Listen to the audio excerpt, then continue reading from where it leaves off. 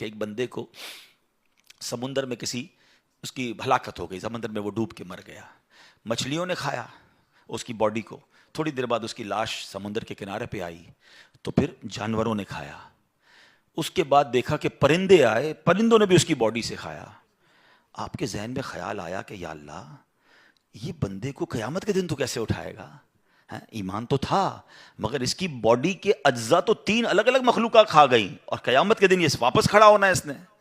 تو سبحان اللہ، آپ نے اللہ سے کہا وَإِذْ قَالَ إِبْرَاهِيمُ. پھر یہ دیکھیں حضرت ابراہیم کا یہ واقعہ بھی قرآن میں موجود، 3 پارے میں سورہ بقرہ. آپ کہتے ہیں وَإِذْ قَالَ إِبْرَاهِيمُ رَبِّ أَرِنِي كَيْفَ تُحْيِي الْمَوْتَى. اے اللہ، حضرت ابراہیم نے عرض کی کہ اے میرے رب، مجھے دکھا دے تو مردے کیسے زندہ کرے گا. ارشاد ہوتا ہے قَالَ أَوَلَمْ تُؤْمِنْ. اے ابراہیم، تو ایمان نہیں لایا؟ تجھے یقین نہیں؟ قَالَ بَلَا وَلَكِنْ لِيَطْمَئِنَّ قَلْبِي. اے اللہ، ایمان لایا ہوں، مجھے یقین ہے، مگر میں ذرا دل سے دیکھنا چاہتا ہوں اور قرار آ جائے، میں عین الیقین چاہتا ہوں، میں اس کو مزید دیکھنا چاہتا ہوں. قَالَ فَخُذْ أَرْبَعَةً مِّنَ الطَّيْرِ. قرآن کہتا ہے رب نے فرمایا کہ اچھا 4 پرندے لے، فرمایا اس کو اپنے ساتھ ہلا لے، اپنے ساتھ مانوس کر لے، پھر ان کا ایک ایک ٹکڑا پہاڑ پر رکھ دے.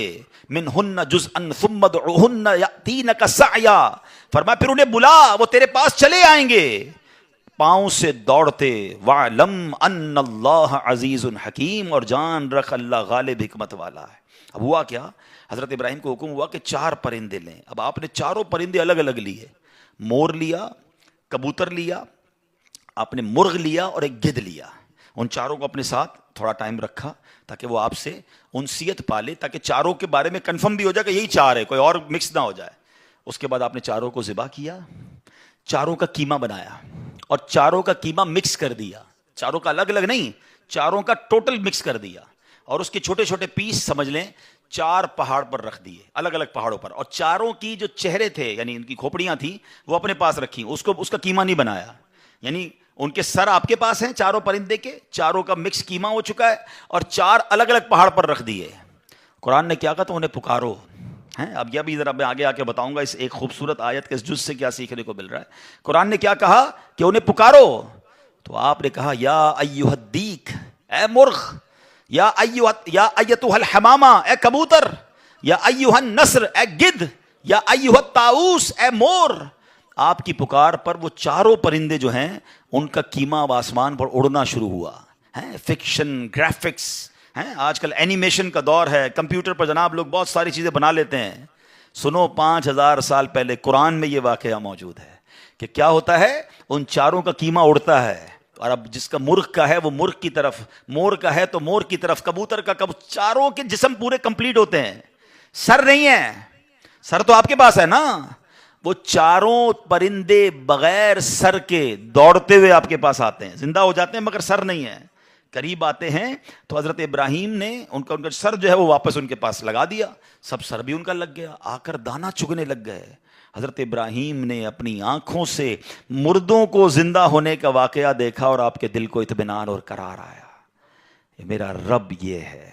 کیسے کہتے ہیں کسی کو شیر کھا جائے، کسی کو مچھلی کھا جائے، کسی کی سمندر میں موت آ جائے، معاذ اللہ کسی کے پرخچے اڑ جائیں، کوئی آگ میں راکھ ہو جائے، میرا رب چاہے تو سب کو دوبارہ جسم، ان کی تمام باڈی کو پھر کریٹ کرے گا اور وہ قیامت کے دن جمع ہوں گے. حضرت ابراہیم نے یہ اپنی آنکھوں سے دیکھا اور یہ واقعہ بھی قرآن میں موجود. یہاں کیا سیکھنے کو ملا؟ پہلی بات، میرے رب کی قدرت کیسی ہے، ان اللہ علی کل شیء قدیر. ٹھیک ہے.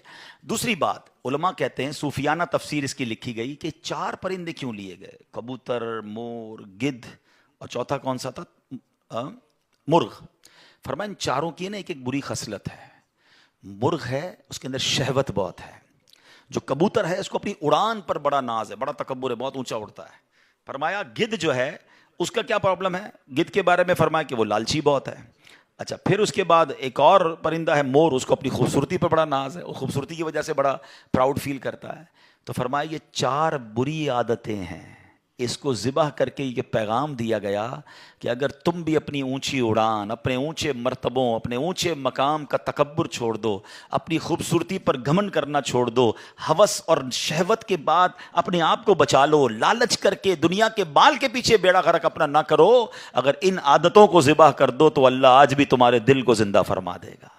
ان کو زندہ کیا نا، فرمایا ان عادتوں کو ختم کرو، رب تمہارے دل کو زندہ فرمائے گا اور اس میں نور داخل فرما دے گا۔ علماء نے اس کی صوفیانہ تفسیر یہ لکھی۔ اور اب ایک اور عقیدے کی بات بھی، کنفیوژن پھیلانے والے بہت کنفیوژن پھیلاتے ہیں، میں تو قرآن سے آج آپ سے بات کر رہا ہوں نا۔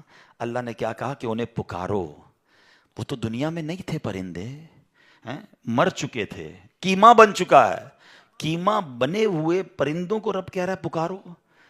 حضرت ابراہیم نے کیسے پکارا، یا ایھا الدیک، یا ایتھا الحمامہ، آپ کبوتر کو پکار رہے ہیں، آپ گدھ کو پکار رہے ہیں، قرآن کہہ رہا ہے پکارو اور نبی پکار رہے ہیں۔ آج کسی کو نہ جانے یا رسول اللہ سے پرابلم ہو جاتی ہے، کسی کو یا غوث پاک سے یا پرندوں کو پکار رہے، قرآن کہہ رہا ہے، تو اس کا مطلب دنیا سے اگر کوئی چلا بھی جائے تو اس کو پکارنے میں کوئی خدا نہ خواستہ پرابلم نہیں ہے۔ اللہ سمجھ کے